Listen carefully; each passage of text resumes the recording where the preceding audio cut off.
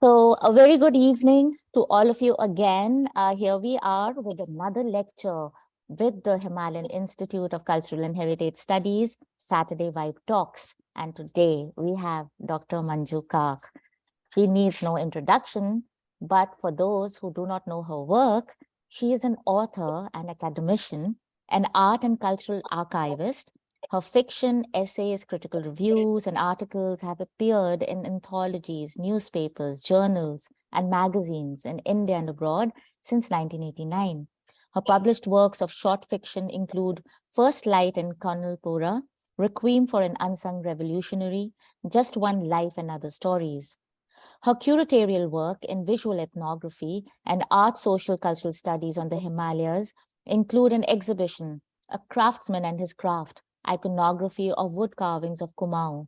They Who Walked Mountains, that's a documentary. And she did do a talk for us last year, which was on the salt traders. It was an amazing talk. Um, and I've urged her to come back for our Uttarakhand month, and she has agreed. So she will be doing a talk on Uttarakhand as well. She's worked on Nicholas Roerich, A Pact for Peace and Kashmiri Pandits, A Community in Exile, a vintage album, her exhibition, and where she just told me that she traced her own roots while doing the exhibition. Her two books in the field of art history and the sociology of culture, in which she holds a doctorate, are In the Shadow of the Devi, the Kumaon Hills, and Nicholas Roerich, A Quest and Legacy. Now, her working on Nicholas Roerich stems from a passion that he had, that how the whole world of Nicholas Roerich attracted her, and she'll talk more about it during her talk.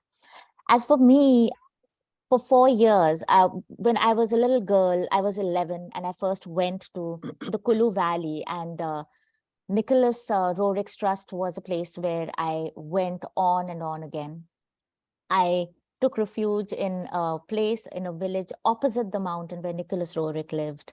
And I was always fascinated by his whole idea of Shambhala and the legacy he left. And I thought, okay, let me follow his footsteps, at least be inspired with what he and his wife Helena Roerich did, and spread knowledge. And that's why I started in Kulu. I was very inspired by him. And sometime last year, my cousin who lives in Delhi and her husband who was in the army, he came back to Katrain, and he said his formative years were spent in Katrain, where his father started the first agricultural institute, and he used to talk about luncheons at the Roerich house. So I took him back, and we made him click photographs right at the entrance of the Roerich house when he was at a 7-year-old with the Roerichs, and now when he's in his 60s. So that was a moment where past and present came together. And I don't know, many of you would have such moments as well.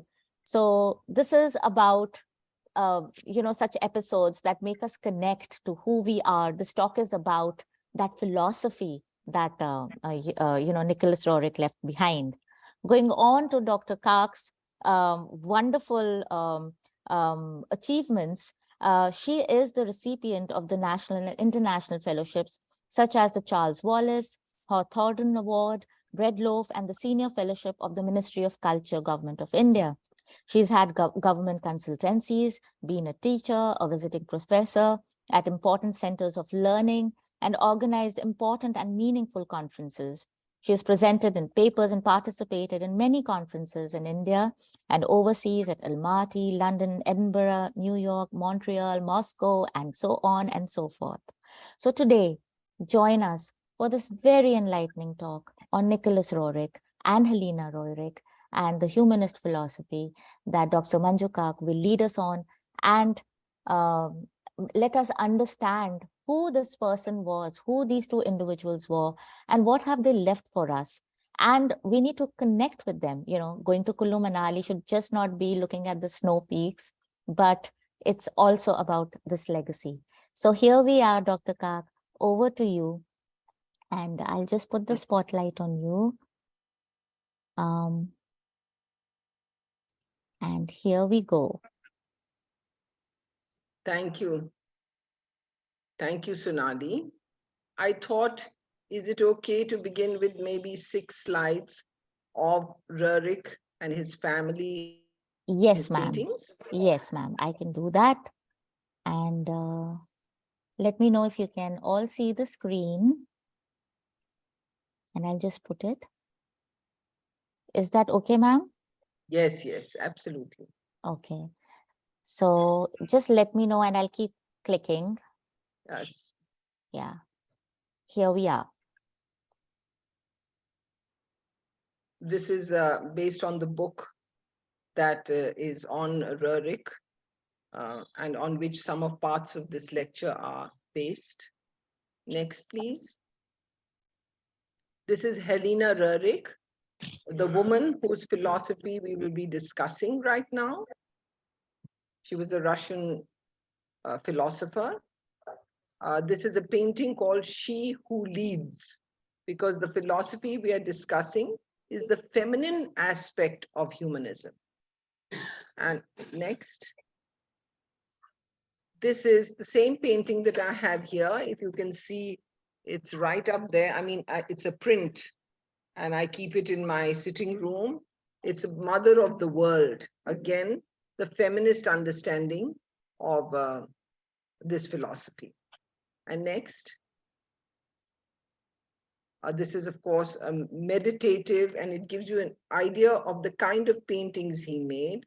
This, of course, is of a sage or a hermit who has reached absolutely the sublime and is at peace with himself. Next, please. And this again is mother of the world. So we'll stop here while I start my lecture. Is that okay, Sonali? Yes, ma'am. That's perfectly fine. First of all, let me acknowledge that what I'm going to say to you has been part of a seminar that was held in Italy at the Community of Living Ethics and later presented to the American Ethical Union in New York. And so I'm giving them a credit for part of this lecture. When Sonali asked me to speak on Nicholas and Helena Roerich, I was more than delighted, but I was also a little worried because going deeper and deeper into their lives and their understanding of what humanity is about made me feel very small, because I realized that though age comes up on us, we do not become wise. And for wisdom, there is a completely different dimension to our understanding and study. So this lecture or this talk is going to be maybe a little heavy for some people, but please bear with me. I'll try to be slow, but it's important because when we look at paintings of Nicholas Roerich, we only look at their beauty, but the deeper meaning of what that artist's journey was about and how his life was one of struggle to express something very deep inside mankind is lost to us sometimes. So this lecture or this talk is really going to delve not into the beauty of his paintings, but into the historical background and also the seeking spirit, which is part of his artistic expression. So if I may begin, Sonali, the title is Nicholas and Helena Roerich, A Life of Artistic Expression based on a Humanist Philosophy. Disenchanted by the desire for domination and exploitation and colonialism, which was part of that time in the world when they were young, a quest arose in the post-Renaissance industrialized West to understand the serene truths that had existed before Christian and Islamic eras, which lay in the cradle of Hindu, Vedic, and Buddhist thought, in the concept of dharma, or the right or ethical path of life. One such effort was by theosophist clairvoyant known as Helena Blavatsky, whose path-breaking book, The Secret Doctrine, in 1888, expressed a consternation in the West for such things they did not know existed. The ideas expressed caused a stir, as the philosophies then espoused in the West were limited to codes of conduct of a primarily earthly existence. And when they thought about heaven and hell, there was something in their imagination but not real scientific basis to it. What about the experience of this human soul? Its transmigration, as expressed in the Hindu philosophy, through the three lokas of realms of past, present, and future, extrapolated upon in our own Vedic literature. To this, they in the West found no answers. Helena Ivanova Roerich, born in 1879, was such a clairvoyant and psychic who then wanted to explore these truths. She was born in Russia in the town of St. Petersburg and born in a family to a prominent architect, Ivan Shapishnikova. And she fell in love with Nicholas Roerich, who was an artist, and married him in 1901. Nicholas Roerich was also born in St. Petersburg, Russia, to an upper middle class family, but he showed a great aptitude for drawing and enrolled in the Imperial Academy of the Arts in 1893. He then directed the Imperial Society for the Encouragement of Arts and was considered a Russian symbolist. He studied under a very famous Russian painter called Arkhip Kuinzy, whose landscapes are extraordinary works. Here I would like to mention that the Russian artists that I have seen in Moscow are extraordinary, but somehow we do not really know them well enough to know their brilliance. They had two sons, George and Svetoslav. Much can be said about their early life in Russia, in Moscow and St. Petersburg, and about their house that was known as Isvara. But that would be for another time. Today, my purpose is really to introduce Roerich's art rooted in his vision and philosophical beliefs so that you can go home thinking that you have really learned something about your own self. As the editor of Roerich Forum Journal, who has captured these thoughts effectively, writes, Roerich left approximately 7,000 paintings. In fact, he created a gallery of world culture. In it, we find portraits of great thinkers who reflect not on the external, but the internal moral similarities. The typical Roerich landscapes are sceneries of the north and south, but of mountains and deserts, skies and rivers. These are sensed not in geographical terms, but actually embody the human spirit and places of worship. Says the Sufi philosopher Rumi, you lack a foot to travel, then journey into yourself, and like a mine of rubies, receive the sunbeam's print. Like a mine of rubies, yes, the Russian painter Roerich undertook just such a journey. It was an outward journey that was really one into himself, but it happened almost 100 years ago in 1923, and we are now in 2023. This defined his work, and he called it a journey for peace. It inspired the peace through culture movement called the Pax Cultura, and it was later used as the basis of an international convention for the preservation of cultural heritage from armed conflict created in The Hague in 1954, which also was the foundation of the United Nations. I mean, which was not founder of the United Nations, but which was a takeoff from what the United Nations had founded. But that is for another time. Let us talk about his journey. The route he took on this journey covered a very vast and difficult geographical terrain of the Himalayas and of Central Asia, from Kashmir, Leh, Khotan, Kashgar, Urumqi, Mongolia, Gobi, and Taklamakan deserts, to Tibet, and finally to Sikkim, a distance of over 8,000 kilometers. Parts of it followed the old trading routes between China and India, a route taken by legendary travelers of yore like Marco Polo and Buddhist pilgrims like Yun Sang. At the end of Roerich's journey, he settled in Nagar in Himachal in 1928 and produced hundreds and hundreds of paintings that draw inspiration from these mountains. In fact, he gained international fame documenting the spiritual heritage of the Himalayas, which was a byproduct of his real quest, which was really the inner spirit. Through his paintings, he expressed the core philosophy, which is very pertinent today in the world, one that speaks of a universal truth and the deep connectedness of man to nature, especially today when the word climate change has become a byword. He lays wide open the heart of man in his quest for spiritual recognition with its own universal spirit. Roerich's Banners of the East are a series of 19 paintings that depict the world's religious teachers, Muhammad, Jesus, Moses, Confucius, the Buddha, and all many of the Indian and Christian saints and sages.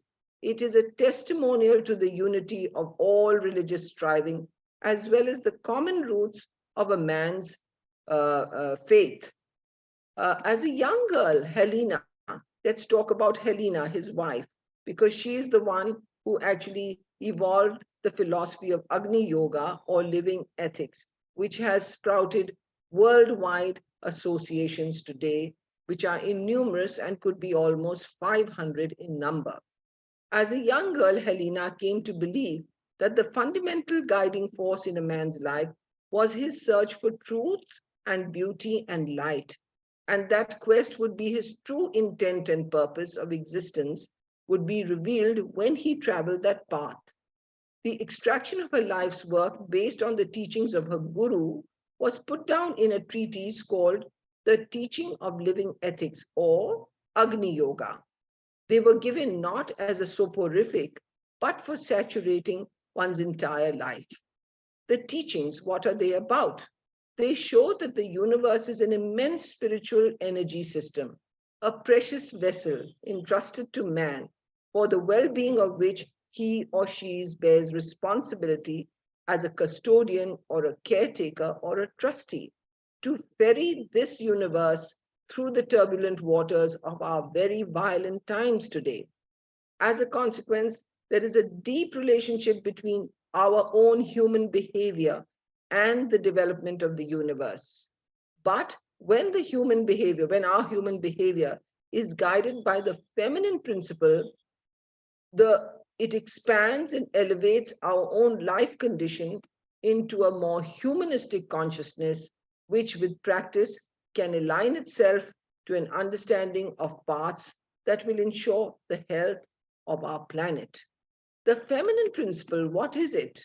It recognizes the fundamental crux of life as the qualities attributed to Mother Goddess, revered in all ancient cultures as the peaceful preserver and nurturer of life. Said Helena in one of her letters, woman should realize that she herself contains all forces, and the moment she shakes off the age-old hypnosis of seemingly lawful subjugation, she will create in collaboration with man a new and better world. Cosmos affirms the greatness of a woman's creative principles. It is nature that teaches man, not man nature.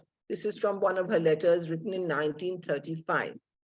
It is commonly felt civilizations dominated by patriarchal constructs that celebrate dominant masculine aggression as a model for power have led to both the arms race, world wars, civil conflicts, and an insane buildup of atomic bombs reaching some kind of an apex that is also a dead end, says Deepak Chopra, an inspirational author. Instead, the qualities of intuition and creativity that are in a woman are attributed to the feminine principle, and that can change the future of the planet away from war, economic and cultural domination to a more aware, holistic interconnectedness of creation, and therefore create very powerful energy fields.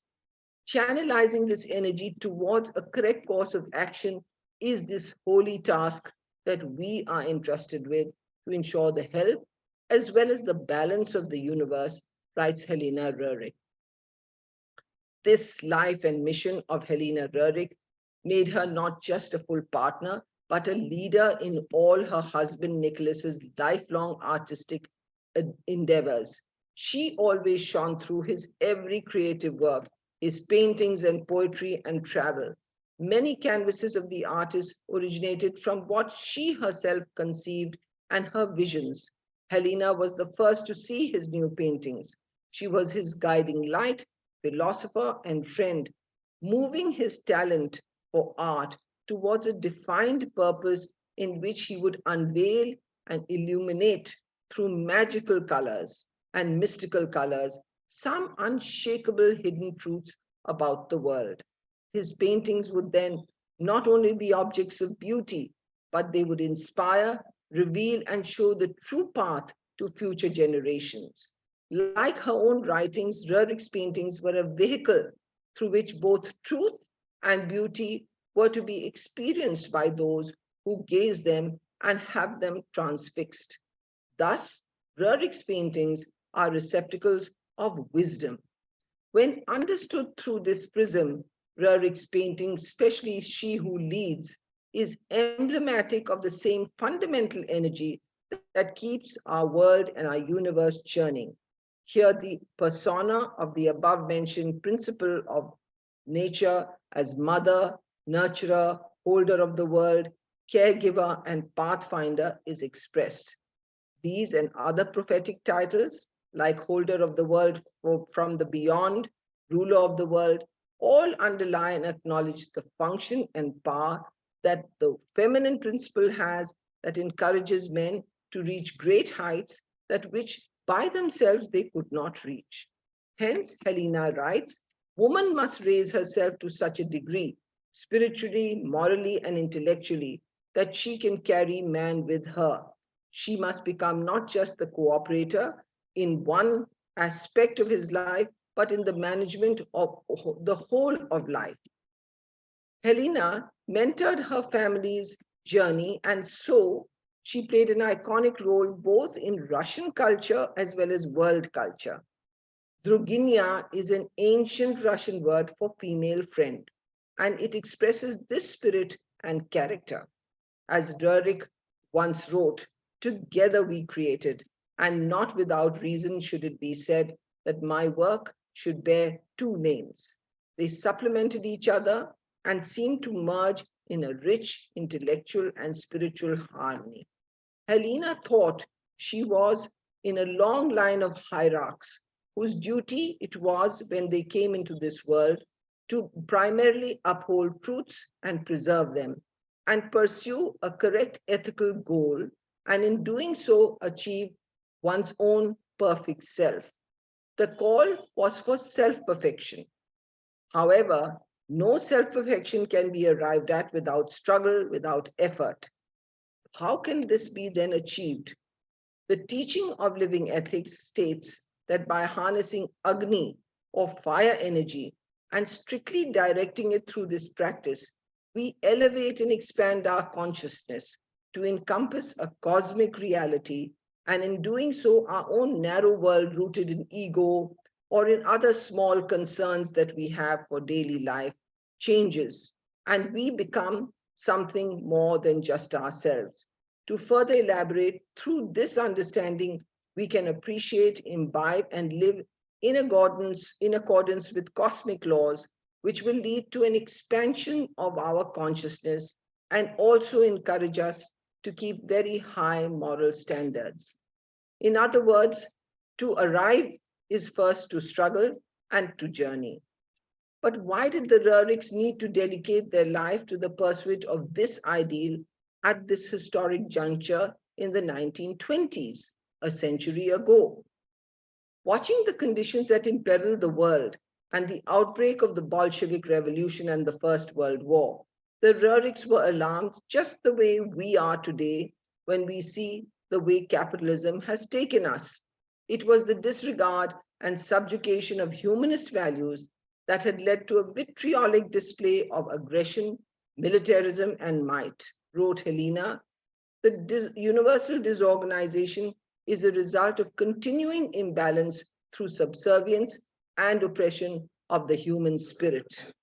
When they arrived in India in 1923, they started to make inroads to make this great journey, but they soon understood that the East was also buried under the oppressive weight of colonialism and the evils of despotism. Just like Russia was facing bloodshed, so in India too, the Orient, we had lost our way and ancient wisdom was buried under weight of colonial, political tutelage of the British government. The Roerichs felt a responsibility that they had been chosen to lead the country that they had arrived in, as well as the country they had left, out of this delusion. They wanted to restore sanity and direction, but for that they had to unshackle age-old wisdom and extract from it the kernel of truth. To reclaim these powerful truths, the struggle had to be endured, the vicissitudes of a journey. Only a full and proper understanding of such elevating philosophical ideas could lead the way. Of course, Helena had traveled before. She had been to UK, Europe, USA, but to be in the East was an entirely different thing altogether. So now with their two sons, both Helena and Nicholas assumed the garb of sages, of missionaries, and traveled to the plateau of Tibet and Inner Mongolia, undertook a very arduous physical journey called the Central Asian Expedition from 1924 to 28, 4 full years, just to understand and come into the full cognition of the nascent ideas that had taken them away from Russia and brought them to India. I send you the call of my heart. Let us arm ourselves with the flaming striving and courage and overcome all obstacles. We should carry the banner of the mother of the world, wrote Helena, back home to her friends. This was 1930. They believed they had to undergo these hardships and challenges so that they could move towards light. Light was the way that would show the responsible restoration of world peace. What is the pull of the landscape that drew them to undertake this impossible task? To understand the journey through a vast, inhospitable, and barren landscape that spoke to him, let us look at the heritage of Roerich. He was true a Russian, but on his mother's side, he was a Slav. He looked for his roots in the East. Even when he was a young man, he was interested in the migration of peoples of different culture. It led him to believe that the East had a greater influence on Russia than the West. Roerich's knowledge of the East was concentrated not only in ancient schools, but also in contemporary Indian philosophy. He even envisioned a Buddhist Tsar, a Russian kingdom, across the vast tracts of Mongolia. After all, one of Russia's imperial eagles that was on its crest faced the East. The writings of Ramakrishna and Vivekananda were the first to expose Roerich to original Indian philosophy, and his interest in the Bhagavad Gita fueled his interest in Buddhist values. He, in 1922, was invited by the leaders of the Theosophical movement in Adyar in Madras. And here he met the writer-philosopher Jiddu Krishnamurti. Among Roerich's contemporaries was Rabindranath Tagore, with whom he was very close. So one of the basic Indian principles that is called the Birbal's line has taught us that we should not destroy what others have created, but actually create more long cultural lines. This ancient story from the great Mughal Emperor Akbar's court can be found in Roerich's commitment to organize cultural institutions and preserve cultural heritage. The most important of these is the famous Roerich Pact and the Banner of Peace. The Roerich Pact formed the basis of what was in the future called the League of Nations and led to the formation of the United Nations. In fact, Roerich was also considered for the Nobel Peace Prize at some point of time. Now let us look at what we understand for what Roerich's in Agni Yoga called the struggle towards light. As the journey follows this difficult terrain, the sense of coexistence that is the journey's culture of peace is reinforced. This included the search for this legendary paradise, which they call Shambhala, which the West called Shambhala. Shambhala being this imaginary land where the hierarchs or elevated spirits live. Roerich had an unshakable belief in the intrinsic goodness of life and the spirituality of man. Let me now focus on the fundamental guiding principles that allowed them to encounter significant dangers on their search for Shambhala, or this land of peace and beauty and truth, that later informed Roerich's paintings and Helena Roerich's treatises, which was the culmination of the journey. The teachings of Agni Yoga state. Now, this is very important for everyone to understand. This is the core or the essence of the teachings. Among the kinds of courage, the most invincible is the courage of the flaming heart, which means that without the flaming heart, or the heart that is courageous, there is nothing we can do in life. This courageous heart has to be full of resoluteness and fully aware of the difficulties of the feat, but like a warrior, advances firmly, knowing that the only way is to go forward. That is called the courage of the flaming heart. Only the extreme degree of the courage of desperation is comparable to the courage of the flaming heart. In other words, to move to the future, you must have the positive courage of the flaming heart, but just say you're a coward and you don't have it. Then even the courage that comes from desperation, which means you have no choice but to move ahead, will suffice in the practice of Agni Yoga. So, thus, if one lacks the courage of the flaming heart, let there be the courage that is born out of desperation. But only if a warrior has either of these can he achieve victory when the offensive is great. Here we can remember the story of Arjun and Krishna, when Arjun tells Krishna that how can I advance, how can I fight the enemy when I am alone and we are so few and they are so many. And also, after all, they are my relatives. And then Krishna tells him that your duty is of a warrior, of a Kshatriya, to fight for what is your right, or fight for your kingdom, regardless of whether the result is favorable to you or not. So that is also an example of the courage of desperation. With the flaming heart, they advanced. The Roerich's goal was Shambhala, the land of purity, of tranquil light, or the white waters of ancient Russian law, assumed to be in the deserts and mountains of Mongolia, untouched or unsoiled by man. In the treatises of the monks of Tibet, who had spent lifetimes in mastery of unknown sciences, of meditation and of yoga, to master their minds over matter, and where they later learned elevated souls, or as we earlier said, hierarchs, who guide life on earth exist. They, the Roerichs, had to move towards it. And when you read about it, you know about the type of journey they had, where they sometimes lost all their animals. It was a caravan, and they had snow and sleet, and the Chinese guards sometimes harassed them. It was incredible if you actually read about this, and you wonder that there must have been something really strong moving them to have undertaken that kind of severe hardship, as well as perils and danger. The journey signified struggle as an elevating force. As we said earlier, only through struggle and challenge could the fruit be born.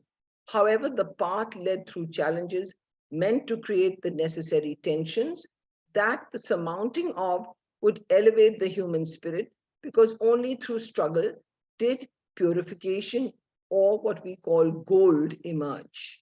That is, from fire comes the gold. Through struggle, man cleansed his polluted soul. The pollution that has come through past misdeeds in lives past or present, which we call accumulated hard or soft karma, and then merged his soul with light from which life had originally emerged. But in journeying, the Roerichs were to discover Shambhala was not a geographical place. There was no Shambhala in Mongolia. Shambhala lay not in the mountains, but in the high spatial dimension of ethical and pure self inside oneself. Through an ethical life based on common good and elevation, there only is where Shambhala lay. His search for Shambhala resulted in realizing that Shambhala exists in the mind and consciousness of man alone. and is not a physical space outside of himself.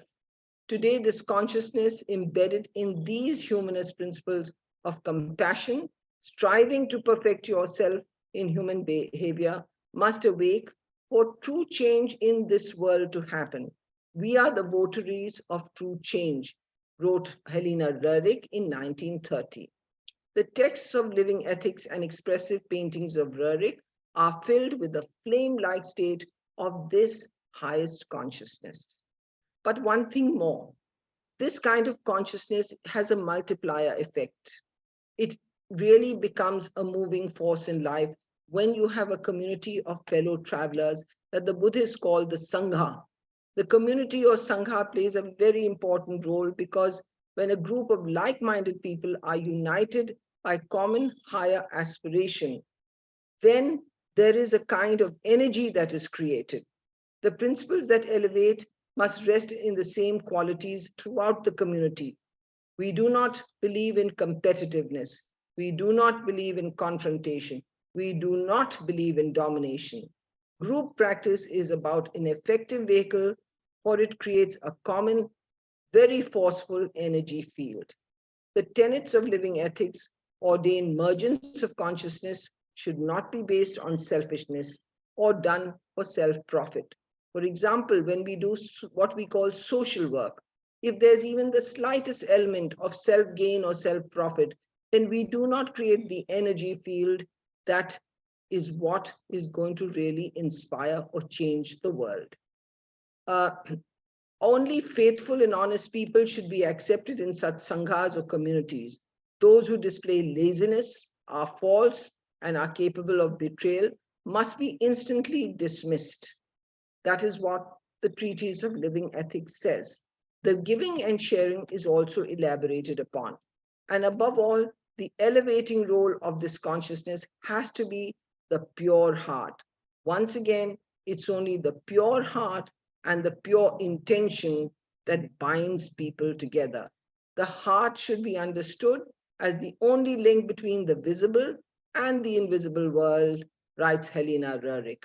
When we unite this consciousness in common love, the community members will elevate themselves.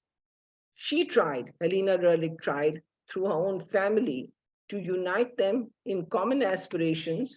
The four of us made a whole, wrote Svetoslav. The teaching that she expounded penetrated the entire creative legacy of all the members of this unique family. And when the spirit was uplifted, the consciousness was enhanced, the true potential of each human being could be achieved. They settled in Nagar after this expedition, where he made all his paintings, and where also the teachings that she had arrived at were expounded upon and overwhelmingly recognized for that humanist principles alone would restore balance to a very, very troubled world. The movement of Agni Yoga contributed to the spiritual awakening of many people. Remember, this was a time when China and Russia had turned communist, religions were banned, atheism was the order of the day, and all ideologies were considered to be harmful if they were rooted in any kind of religious practices. The Cold War was also hallmarked by strife and suspicion between both the East and the West, especially Russia and the other democratic countries. Writes Deepak Chopra, the urge to fight and turn competitors into enemies, nations into armed fortresses, and everyone into either a winner or a loser is not going to save our planet. The planet today needs an emergency medicine. This choice involves a conscious decision, and when enough people make this decision, yes, yes, truly, the world will change. This is the dominant challenge for humanity. Helena Roerich wrote, in conclusion, I wish to say that truly women must sacredly guard the chalice of life entrusted to them. It is the moving of their own consciousness that will actually save the world. Nicholas Roerich died in 1949. Helena lived on in Kalimpong in the Eastern Himalayas till she died in 1955, 6 years later. but she had left a legacy behind, teachings behind with guidelines for future generations how to use them. Today, why are these teachings revisited? Why are we talking about the Roerichs and their journey 100 years ago? Because today also Western writers are talking about a clash of civilizations. Whereas in Roerich's life and his work, he talked about the mutual, holding a mutual responsibility in both. So he never talked about clash, but he talked about how we were all mutually coexisting. His paintings drew heavily upon this, his belief in pantheism. Towards the end, he studied the religion, culture, languages, customs of the people of the Himalayas and the Trans-Himalayas. Through his art and his people-to-people contact, he helped forge cultural and historical links between Russia and the lands he traveled in: Afghanistan, Turkmenistan, Uzbekistan, Kyrgyzstan, Mongolia, China, Tibet. And his art delves in the underpinnings of all Hinduism, Theosophy, Buddhism, Christianity, and Islam, which influenced his work almost 80 years ago, but is still relevant today. The exploration of these linkages today helps us understand how artists can create friendship in social, cultural, and economic cooperation. And when we explore these linkages, which are rooted in universality, we will have a safer future in an increasingly globalized world. Thank you very much. I hope I wasn't too fast, and I do hope you could comprehend what I was trying to say.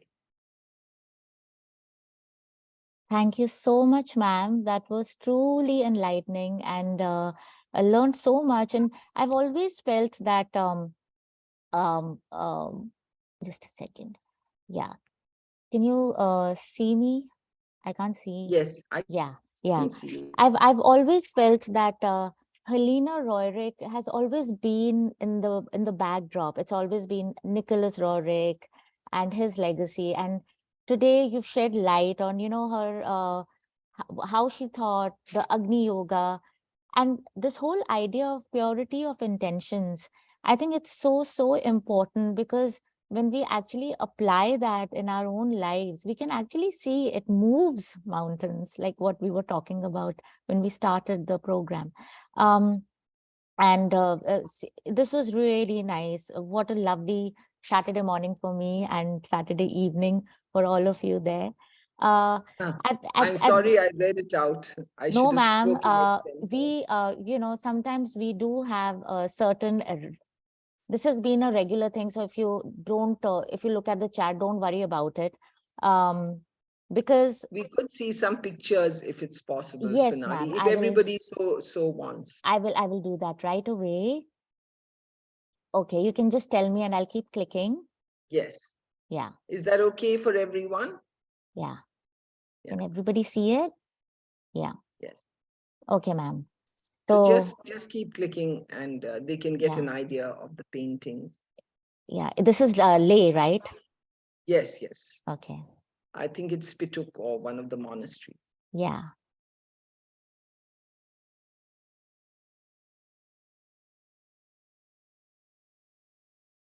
These are some beautiful paintings. And as I said,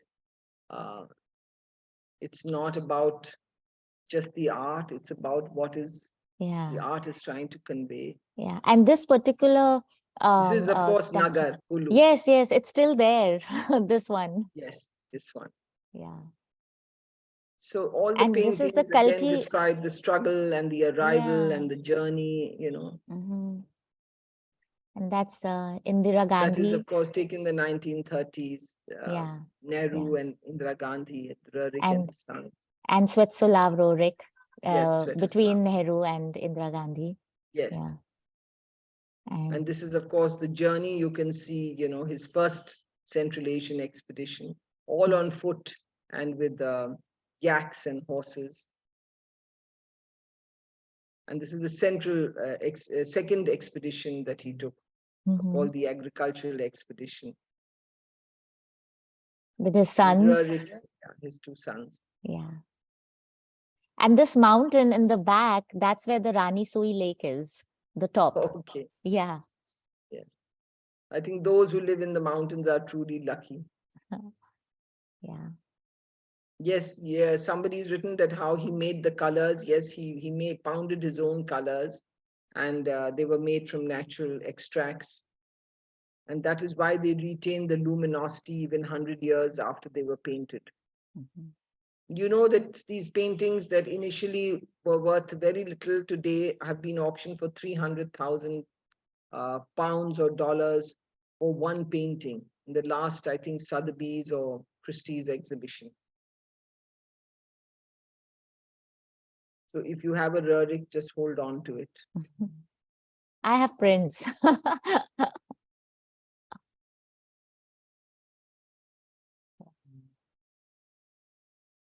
Okay. Thank you. Yeah. So, ma'am, I'll open the forum for questions. Would that be okay? Yes, of course. Yeah. So all of you, so before I take Siddharth's question, I do want to introduce Kelvin Wilson here. He's a dear friend, and ma'am, if you can see the our logo for the Himalayan Institute, that has been inspired by Nicholas Roerich, and who else but our wonderful archaeological illustrator Kelvin gave form to. I said, Kelvin, I'm really inspired by Nicholas Roerich's art and, his philosophy always. And today you have given us so much more to, making us understand about their philosophy, the Roerich's philosophy. So Kelvin, I would like you to talk about how you kind of designed this, and, it's very Roerichesque, like, should I say the Roerichesque, the logo itself? Well, if you don't mind, I'll keep that very, very short, because I would have to explain what my favorite set of colors are, and they're not these, but this is, but I was sort of guided by you. I was looking at Roerich's painting as well. I really liked the gallery we were just shown. I was trying to make screenshots as fast as possible. It is spectacular. I mean, again, I'm not going to keep it long, but I was talking to somebody about Vincent van Gogh the other day, how in the 1880s, he not only took his took impressionism, the looking at the colors of nature, if you like, very short, simply put, but added what he felt about those colors, or what he felt about the experience of the grass or mountains or walls as well. And that's what you see expressed in, well, especially in Roerich's work, I think, as well. It's an expression of what he feels looking at the landscape. And if it still works 100 years on, good for him. Let's hope the same for the logo. Let's hope people in 100 years' time say, nice one. Yeah, I absolutely love the logo. I just feel so connected to the mountains with the colors, which Kelvin never wanted to use in the first place. But when he did, he said, Sonali, it actually works, right, Kelvin? Yeah. And, Shambhala, the whole idea of Shambhala, and we oftentimes talk about Shangri-La, Shambhala, all of that. And what all you spoke today, Dr. Kak, it was, Ian, I don't know if Ian is still here, but he had joined. Ian talked about the Bayul, the hidden lands, and then in the end telling us that it is all inside us. And this is the conclusion that even Nicholas Roerich wants us, and Helena Roerich want us to believe in, that it's all about being pure within. That's the heart of the world, actually. When you have pure intentions, everything else works. So I loved our philosophies of the month talks here at the Institute. And let's go over to Siddharth Pandey. Siddharth, it's from Shimla originally, and right now he's at Germany. He does fantastic work. His research is amazing. He's given a couple of talks here as well. Siddharth, over to you. Hello, ma'am. Good evening. So wonderful to finally see you. You have been in many ways one of my heroes, if I can put it that way, and have been deeply, deeply looking forward to this work. And I first read your work on, so thank you for the presentation. Your first work I read was on the Kumaon Himalayas, especially on the craft and nature and all of that. I myself work a lot on theories of craft, not only in relationship to the culture of Himachal Pradesh, but also in relationship to my other work, which is literary studies. And I've been like, assimilating a lot of theories and sociologies of art and craft and marrying them into literary studies. So that's been my work. I was delighted to hear this talk. I have lots of questions, but I'll limit them to two. One is that I was wondering if, how much research has gone into, or how much is known about the fact that the Roerichs had, of course, they had studied a lot of Indian philosophies, as your paper also made it quite evident, but their understanding, and especially Nicholas's understanding of any Indian artistic techniques. I mean, we just talked about how he pounded his own colors, which immediately reminded me of the Kangra School of Art, for instance, from Himachal, where the colors that are used are very much natural and pounded from the local elements. So I was wondering if there is some sort of knowledge or proof of the fact that he was aware of some local traditions of art working in the Himalayas. And the second and the more pressing question, one of the things that I'm always quite curious about in while thinking about these very famous philosophers, or so to say public thinkers or intellectuals and artists, is that while we very much know about their huge corpus of art, literature, philosophy, etc., the one thing that is quite difficult to do, at least when we are looking at historical archives, is how do we understand the influence that they had on, say, the local society and the local people. So I grew up in the Kulu Valley, and we would often go to visit to his house in Nagar and all, and it was always wonderful. But somehow, I don't know if I'm right in saying this thing, it also seemed disconnected, not he or his house, but just that the fact that the people, like, it just felt that there is an artist residing there up in the up in the hills. And I know that I'm speaking from a 20th 21st century perspective, when his work has sort of largely been relegated to the idea of being a museum or a heritage whom we just kind of remember. Although I know that the Institute of Uruvasti is supposed to be a more sort of a public institution. But from his life, like when he lived there, I was wondering if there is some knowledge about the locals who lived in Manali and Kulu, and how, if they engaged with him on a very personal sort of a basis, or was there a sort of a was it quite a formal sort of a relationship that he had with the indigenous society living there?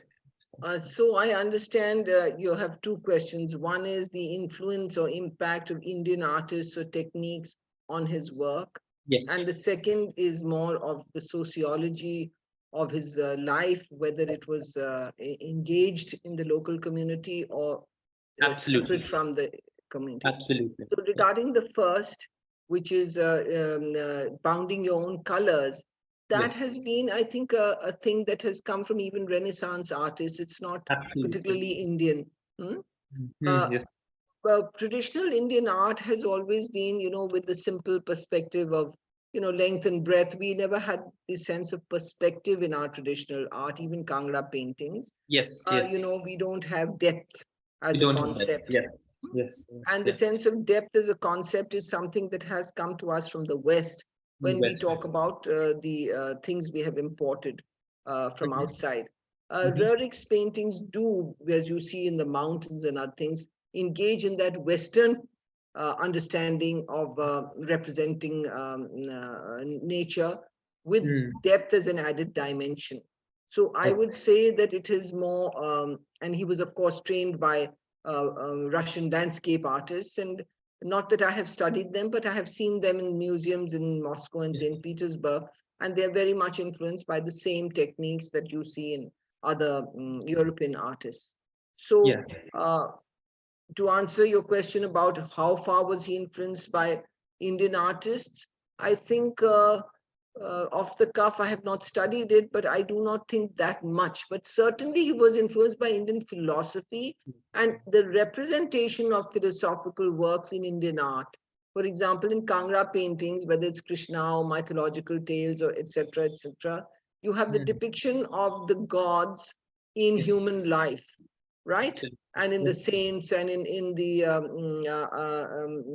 sages, etc., etc., and the engagement in the Mahabharata and other things. So you see that certainly in his art with the figures, where you see the Buddha and Hindu sages and even Prophet Muhammad in what is called the Banners of the East series, which I told you are 19 in number. Yes. Certainly his putting those philosophical images there rest actually in the literal epics that we Yes. have. And of course, he doesn't engage in creating the figures from the epics, but he engages in creating those famous religious, icons in that. Yes. So that Yes. is something that could also be from Christian art, because Christian Orthodox Church, as well as the Roman Catholic Church, has always represented, Right. Yeah. the Mary and Jesus and other things in their art. Unlike Islam, which, as you know, is Yes. not at all with any human representation. Absolutely. Yeah. So that is the first question. The second, I mean, that's the limited amount of knowledge I have. The second question, which you have said, is how did he engage with the people locally and socially? I do believe, because when I visited Nagar, that it is the same as in our own feudal culture, where the landlord had that kind of engagement with people of their own class, not with the, we did not cut through social norms. In other words, a farmer or an agriculturalist or somebody who was doing menial work would not sit at your table, even if you were a Thakur or a landlord in Kulu and who you were Indian. So I think his engagement was similar because he came from a similar background of upper middle class. So that was there. Whether he engaged with other Indians socially, no. I mean, he did host Nehru, he did host Indira Gandhi, he hosted Muhammad Yunus, he hosted other people of political or philosophical importance, but no, certainly not the people who were not of his social background, except in the daily, jaise hota hai na ki, len den, the culture of len den. But yes, he would be looked upon like the way we look upon ki wahi gaon ka thakur hai, gaon ke wo hai, that sort of thing. This is my understanding. I'd like Thank to you. add something, ma'am, also, because staying there for so many years, there was this legend of Narsingh Devta. And he actually, people revere Nicholas Roerich as somebody who was able to see the Devta and how he would visit. And he actually talked about it also. So there was a lot of reverence for him. And the Narsingh Devta legend is still on. And they say, oh, when I talk to villagers, they would say, oh, Nicholas G used to say that he used to come through this path, go through the trust and go here. And the old people still talk about that, oh, he knew our culture very well. He was very, very involved with the folk.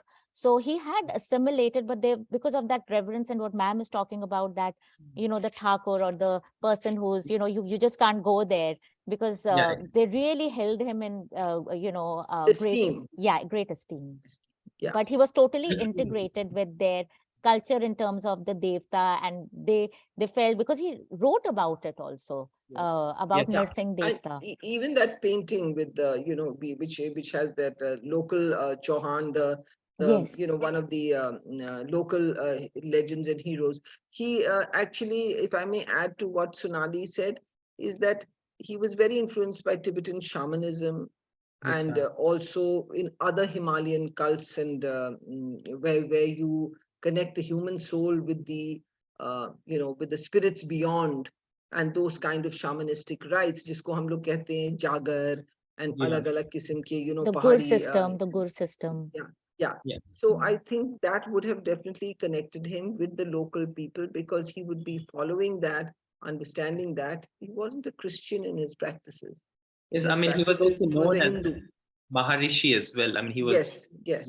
so he himself was known. Okay, Ha, yeah. ha, ha, ha. Mhm. Thank you, ma'am. This was so elegantly put. I'm really grateful. Thank you, Sonali, as well. Thank This you. is really nice. Thank you. And now we have Siddharth's brother, Abhimanyu, with the question. Oh, I know, ma'am. namaste. I'm also a big fan of your work on this thing. No, you wrote a paper, "The Men Who Walked the Mountains" on the Shonka Bhotia people of Kumaon. Oh, yes. And Thank many. Ma'am, I have two questions. One is related to how did the Roerichs end up settling in Nagar? Was it related to Nagar being on the old route to Ladakh and Central Asia? That is one question. And the second question is about uh, this woman called Ludmila Shaposhnikova. Do you know of her? And also because I felt that you mentioned that Helena Roerich's mother was Shaposhnikova. And in the 1970s, 80s, and 90s, there was this Russian scholar, a renowned Indologist, who used to come to Nagar to study the legacy of the Roerichs, and she was also a Shaposhnikova. Was she related to the Roerichs? I kind of knew of her through Cheringdor Ji, who knew the Roerichs back in the day, and he passed away 2 years ago. So these are my. Actually, the first question, that how did they arrive at Nagar? I believe they were looking for properties. And I do know that at some point they were also in Nainital and other places. So they were looking around for a place to settle. And I think this estate was offered to them. And it probably met with their requirements. And the seller was somebody who was known through someone. And इस तरीके से it kind of fitted in with what they wanted, because he needed to be in the mountains. But I do not think he intended only to be in Nagar. I think he looked around, and then he found a property that was sold to him. The second question is he related to Ludmila Shapishnikova? No. His wife was Helena Shapishnikova, but that is a common name in Russia. Ludmila Shapishnikova was from, as far as I know, Moscow, and not from St. Petersburg. She was, yes, she was a Sanskrit scholar, she was an Indologist, and she did some work with the Russian government and other things as well while she was here. And then she went back and established the Nicholas Roerich Museum in Moscow. And I was lucky enough to be her guest on 3 separate occasions in Moscow, where she hosted me. She was a very, very intimidating and a knowledgeable personality. And through her, the Nicholas Roerich Museum not only housed his paintings and his philosophy, but through her, they actually spawned many, many Roerich societies in Eastern Europe, because soon after, when Perestroika took place and Gorbachev had, and even, I don't know whether it was through her or somebody known to her, they actually reached Raisa Gorbachev, who herself became an aficionado of a kind of a fan of Roerich's work and philosophy.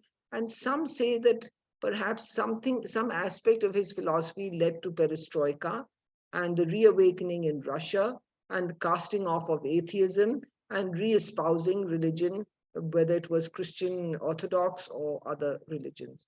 But she played a role not only in the art world, but in the political world of Russia. Thank you, ma'am. May I ask one more question, if I may? Yes. Of course. Thank you, ma'am. I mentioned, I think, that in the comment box also. Ma'am, when you were talking about the philosophy of the Roerichs, no, it looks like it was infused with a fundamental message of peace and couched in various forms of symbolism and mysticism, right? Like this Shambhala myth, the flaming heart, and so on and so forth. I was beginning to wonder that all of this productivity began to become really visible in the 20s, 30s, 40s, and so on. And wouldn't that have been antithetical somehow to the kind of politics that was pervasive in Russia around that time, the revolutionary Russia, which was kind of being led in the direction of communism that time? Was that among the reasons why they had to settle down in India? Like, were they in a way forced to leave Russia to come and settle down in India? No, yes, of course. That is, I mentioned that because of the First and the Second World War, but particularly the Bolshevik Revolution, through which their own world, which they were familiar with, since both of them came from, as I said, upper middle class homes, and the Tsar had been, as you know, imprisoned and later murdered. They had to flee like a lot of white Russians of that time. And a lot of white Russians fled to Finland and other countries in Europe, and some of them actually fled to China, the eastern part of not China. What is that? Which connects Korea with Japan, above Manchuria. So a lot of them fled to Shanghai and Manchuria, and some of them, as Roerich, came here. So they were certainly victims of the war in Russia and Europe. And but he played a very interesting, he was called a master spy. He played a very interesting role in being able to walk the path of both one foot in America, one foot here. He lived in America also for some time, started an institute there, and then came here. So there are many kinds of, in fact, I would urge you to buy my book, because there you will find layers and layers to his life, which are fascinating. So while he remained what you'd call not a fugitive, but an immigrant from Russia, he still maintained very good relationships with the Communist Party, because somewhere they always recognized that he was a true patriot. So there are very many aspects to his life. I did not send this link because I have been extremely busy in the last month. But if I had sent this link to the Roerich societies that I know in Argentina and Brazil, as well as Bulgaria and Romania and Lithuania, you would be surprised at the number of scholars that would have joined, who could tell you so much. In fact, I would then feel like a fool, because I would know nothing as compared to how much people know about him and his life. But I didn't take the liberty of sending these links. But if you Google and just Google Roerich societies worldwide, you will come across, this almost 500 societies all over the world. Thank you so much. Ma'am, we have a question from Olivia Young. And then I'd like to introduce you to our team, like all of those who've come here for the first time, our advisors and our team. So Olivia, over to you, Liv. Liv was my former student, and she diligently attends all the talks on Saturdays. Hi, ma'am. Thank you so much. This was absolutely incredible. My internet connection is not doing very well, so I apologize. But it was incredible to hear about the Roerichs, and I know a little bit about them from being in Kulu Valley, but getting to hear a lot more about how they were integrated in sort of historical events has been incredibly enlightening. I have two questions. Both dealing with Agni Yoga. I am a yoga teacher here in the US, but I'm interested in, first off, with the principles of Agni Yoga, and correct me if I'm not understanding correctly. It's the idea that we can heal as a collective with the passion on fire and coming one with fiery principles within us. Can you elaborate a little bit more on how we can see that sort of change in a healing aspect, using fire to heal from a feminine perspective, when it already feels like there's so much fire and so much heat in the world, with how much conflict is going on in so many different areas? But then my second question has to do more with Helena Roerich, and being a woman not from India, but becoming a sort of driving factor of Agni Yoga.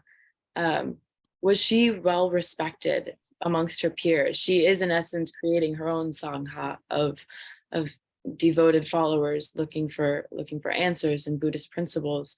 Was she seen as somebody to be respected and listened to at the time? within the yoga community, or was she somebody that was sort of an outsider pushing boundaries? The first, can this actually heal a fractured world? Yes, certainly it can. But the reason is that it believes very firmly in the power, as I said, of the heart and mind, but more importantly, in the power of good intent, which is why they call it the fire energy. That, of course, is a symbolic energy, not literally fire, but it is an energy that is so pure that it can, like you say, temper steel. So why is it the feminine principle? That actually is a misnomer, because today we don't say that Mother Nature and all is only about being a woman. Women are as vicious and as destructive as men. But because there was this whole idea of the feminine qualities, which can be in a man or woman or in a transgender, but the feminine qualities being nurturing and caring and compassion and healing, those feminine qualities are what Agni Yoga says elevates the human spirit. Yes, I don't know what your question actually meant. I'm not very, very clear, but when you say that, how can we really do it? It's a practice, like any other yogic practice. You can only do it with the practice. And when it is a collective practice, like yoga has changed the sense of health consciousness in the world, the sense of what the human body is about, the same way mental yoga or yogic energy can change the world. I don't know whether I've answered your question or not. If Yeah, not, you can ask me, something more specific. If I can answer it, I will. Then there's a second part to your question. Just how was she respected by her peers? I think they were iconoclasts, just like Helena Blavatsky. They were not. It was not something for like theosophy. It's not something for average consumption. It is for the seeking spirit. And when the seeking spirit is drawn towards something that answers, answers the spirit, then you become part of a small bubble of people. It's only later on, when Helena died, that these little groups of people all over the world sprung up, which interpreted Agni Yoga in a very Western capitalist society as an answer to what they were looking for in terms of their own spiritual quest and growth, and because their own Western lifestyle and capitalism did not give them that sense of those answers to human life. Is she a sort of a popular philosopher or philosopher that is considered eminent and things like that? I don't know. I don't think so. But her philosophy is not rooted in popularity. It is rooted in what the paintings convey. So it is actually seen as a whole, the art that she painted, not literally, but by imbuing Roerich with the kind of sense that, the path that she wanted him to travel, she created an eternal philosophy that is highly respected because the paintings are highly respected. Do I sort of answer you? you do. Thank you. Thank you, ma'am. And I also want to call upon Dr. Baker here, Dr. Ian Baker, because his talk was very similar to, this whole idea of looking into yourself ultimately. And I really feel that we should have, and he suggested that we should have a symposium down the line where we have these different philosophies being talked about that pervaded the Himalayas. So Ian, are you here? Yeah, there you are. Good to see you. See you. Yeah, you're Hi. muted. Yeah. Oh, yeah. Okay. No, good to see you. I'm here in Ahmedabad, so yeah, in the same time zone. Different from last time. Yeah, no, it's wonderful. It's been really wonderful for me to hear more about the life of Nicholas and Helena Roerich in this context, and certainly about their particular perspective on Shangri-La and this eternal quest that we have as human beings, to find that perfect place, whether it's outside or inside, and hopefully in both at the same time. So yes, I'm really happy to have been able to listen to this wonderful presentation that certainly brought new dimensions to me of their lives and their art and their quest.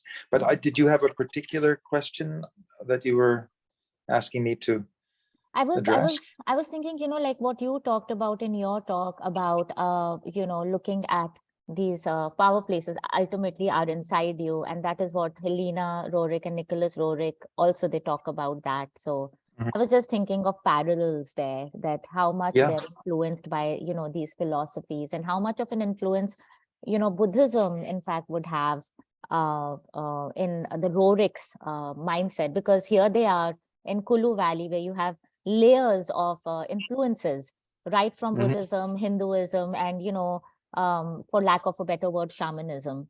So Sure. I was just thinking whether in your work you've come across there, or Dr. Manju, if you have come across something like that, which talks about all of this. Yeah. Well, I would just say, just in a simple answer to that, I think it's fascinating that, when we look at, how did Shambhala become important in the Buddhist world? It was because of, a specific Buddhist tantra, the Kalachakra Tantra, that appeared in, the 11th century in India, but with a whole mythos connected to Shambhala. And that's really what first, there wasn't, Shambhala was actually, as we know, with the myth of Kalki, it was from the Hindu tradition, but in the formation of the Kalachakra Tantra, it was, you could say on one level, appropriated or borrowed or adapted to suit a new agenda, where this particular tantra, the Kalachakra Tantra, which is the sort of the last of the great Buddhist tantras that appeared. I find it very interesting in that unlike, in comparison to the earlier Buddhist tantras, it was a very syncretic tantra. In other words, a treatise that incorporated many, many different ideas from Shaivism, from across the Indic traditions in terms of medicine, alchemy, many, many things. So we see in the Kalachakra, a beautiful example of drawing together the diverse traditions that were existing and still exist in India, across that, what sometimes becomes a artificial divide between Hinduism and Buddhism.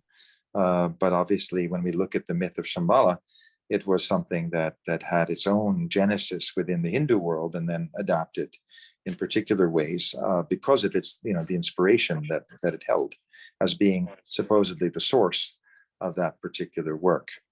And as we've also heard, it has almost a messianic quality to the Shambhala, in the certain sense that in the Buddhist world, the idea is that, when really the apocalypse arrives, as it were, on earth, then, the Chakravartin king of Shambhala will emerge and restore that sense of balance and to the earth at a time when things have gotten completely off track. So it's the eternal hope that we have as human beings, that to look on one level for an external source of salvation, in this sense from the great ruler, the Chakravartin of Shambhala, but on another level, exactly as we've heard, on a deeper level, that's an inner resource that we have to call upon in ourselves and in those around us to bring about that transformation of, let's say, less than optimal circumstances on earth. And so it's something we have to find in ourselves, that vision and that transformation. If I can say something to what you've said, Ian. Please. The importance of Roerich, to my mind, and to people like me, is yes, you have the Tantra, you have all these various texts in the Buddhist and the Tibetan traditions, but that is an intellectualized manifestation of a philosophy. What Roerich did is that he manifested it creatively through a very sophisticated and a very felt use of color And so the language of color speaks to you the whole philosophy in a way that you feel, you sense it and you feel it and you incorporate it. So it's a felt understanding of the philosophy rather than a received intellectualized understanding of the philosophy. And that is Absolutely. the inherent difference between an artist's rendition of a philosophical text as well as a way of life and the textual tradition of knowledge, whether it is mnemonic or whether it's written or whatever it is. And I Well, think this is unique. it's a beautiful what you said, and it's so. I'm sorry, I don't know what. Oh, I think there's a wedding going on outside, and there's all this music. It's suddenly coming through my window here. So if you hear a lot of background sound, it's not coming from my room. It's coming from another source. But no, what you've exactly said is so important, because I think what Nicholas Roerich has done through that art is to generate, as you say, an extremely felt. It not just embellishes the myth of Shambhala, but actually makes it a felt experience through art, rather than as an intellectual idea, as a philosophical concept. And that's actually the beautiful resonance that his work, continues to have in our lives today. It's something we feel that we're actually already moving into that dimension simply through the encountering of this brilliant artwork. It took a long time for the West to understand it, because it was when art historians would look at it, they would look at it as something very linear or very naive or a very, let us say, uninformed representational kind of art, which did not draw on the, the various artistic techniques and traditions that the West considered sophisticated. But in the naivete lay the brilliance of exposing the core of what he wanted to express, which was beyond color, beyond art, but was life itself. Yeah. And that is where the brilliance is now recognized. And that is why, as somebody wrote in the chat, that one of his paintings went for 7.8 million pounds in 2013, because eternal truths are finally always discovered and unearthed, and they don't always hit you in the face. Right. So that's it. Yeah, beautiful. As you said, his work is becoming more and more resonant over time. So rather than, as many art does, it's as we see so much art today, it's just sort of in vogue for a moment and it passes away. But this is art that not just lingers, but actually is enriched by the passage of time, and we see its significance and both in its symbolism, but also just in its very fact of its presence, as you say, that we feel in a felt sense about it. So beautiful that that's expressed even in the increasing value of those who are fortunate enough to own one of his paintings. Yeah, absolutely. or prints of the paintings. Can I just say one thing more to you, Please. Ian? You often hear these debates about history, the way we look at it through literary fiction, or whether we read it through the work of, true blue-blooded historians. And there is always the sense of, was Pride and Prejudice about history really, or was it not about history really? So somewhere creative work produces insights where scholarly work cannot reach. And this insight is what adds probably to the sense of, longevity or eternal, internalizing that piece of work, which scholarly work misses out on. It doesn't denigrate or lessen or increase either, but it complements both. Yes, no, very much. It's a commentary on other works that are going much more to the core of things. Yes. Thank you very much. Thank you. And now we will kind of, I would urge you all to have your videos on if you could. I would like to introduce the team, which is always playing in the background. So here we have, first of all, I'd like to introduce Dr. Anjali Kapila.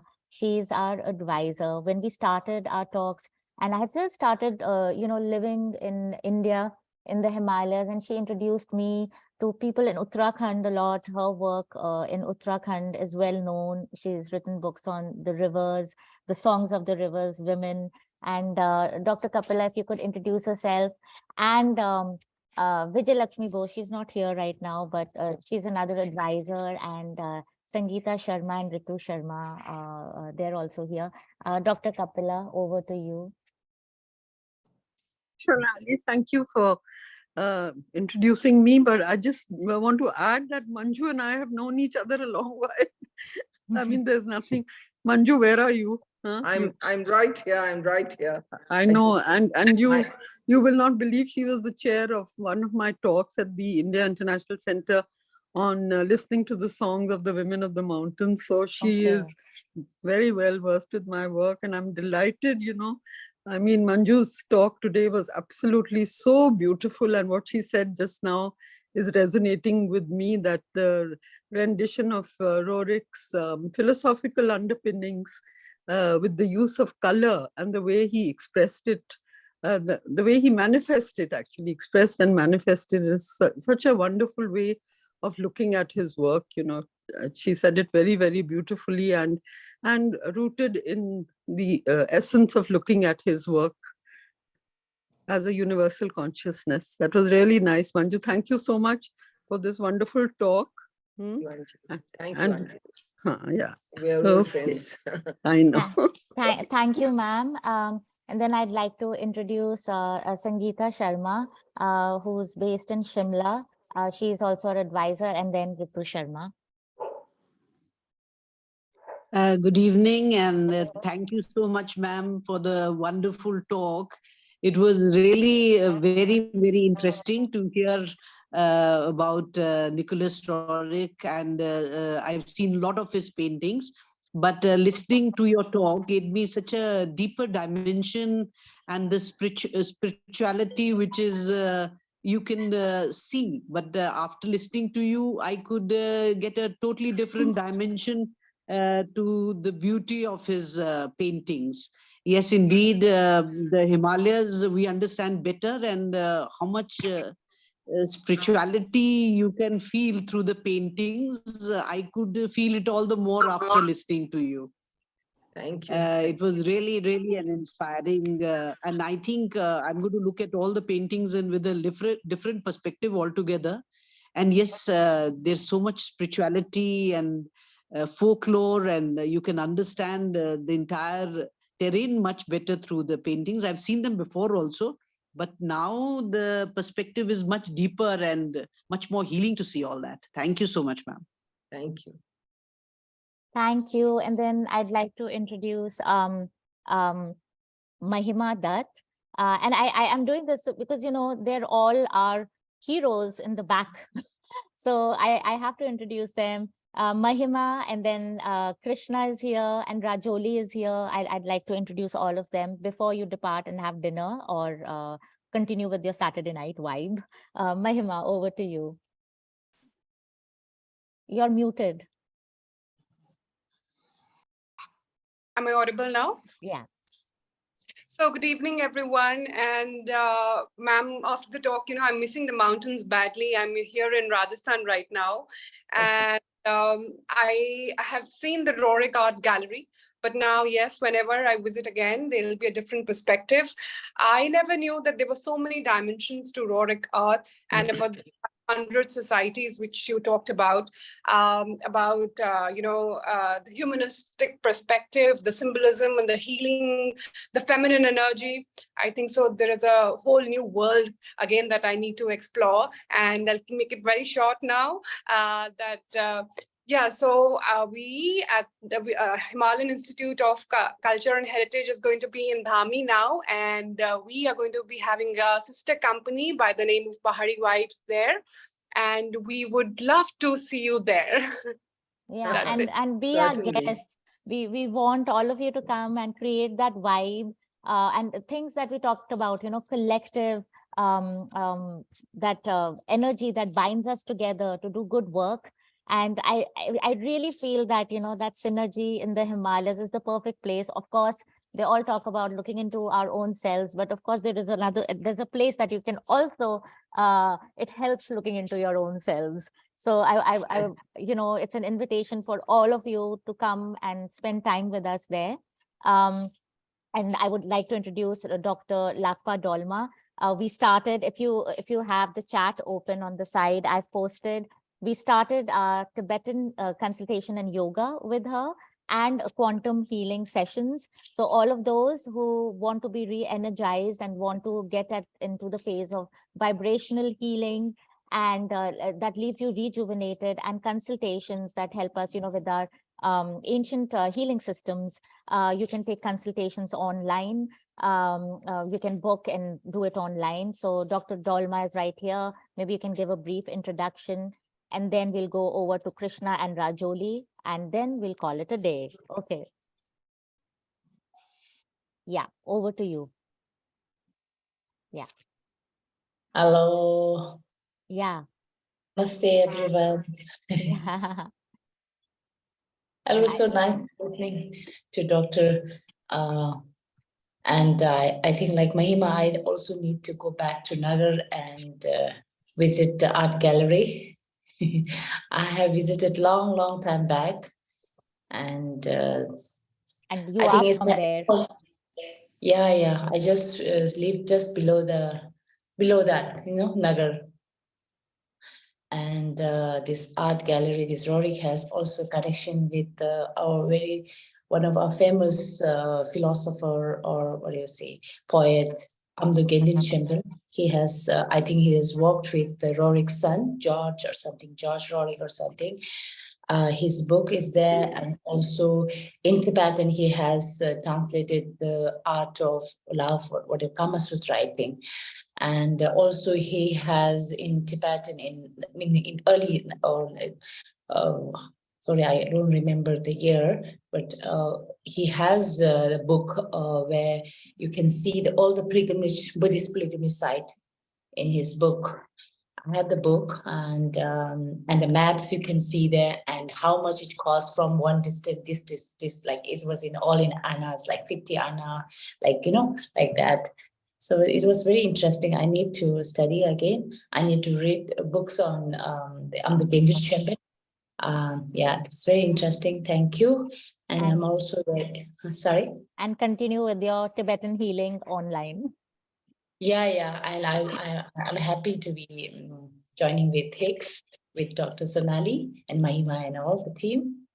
And yeah, I'm looking forward to Thank you. Thank you, Lakpa. And we are, now we're almost at the end of the session. So Krishna, if you could put your video on, and Rajoli, I would like to introduce our gems. Some of our gems are missing today, but two of them are right here. Krishna does woodwork. He's really good at woodwork, and we'll be having wood carving sessions at the Institute. And I don't know where he is. Rajoli is our dear research scholar. She's working with Ian right now. She's gone for a little while.